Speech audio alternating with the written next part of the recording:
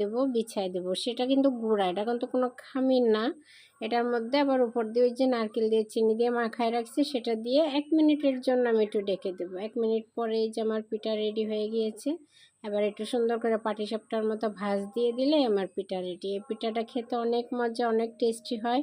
আপনারা করে খেয়ে দেখবেন। এটা আমাদের চট্টগ্রামে খুবই খুবই জনপ্রিয় একটা পিঠা, খুবই টেস্টি, সবাই পছন্দ করে। আপনাদের যার ভালো লাগে, ভিডিওটা ভালো লাগলে লাইক কমেন্ট করে পাশে থাকবেন এবং শেয়ার করে দিবেন। আর পিঠাটা একবার ট্রাই করে দেখবেন, ইনশাল্লাহ আশা করছি ভালো লাগবে। অনেক মজা হয় পিঠাটা। এই যে কি সুন্দর হয়েছে দেখেন, মাশাআল্লাহ।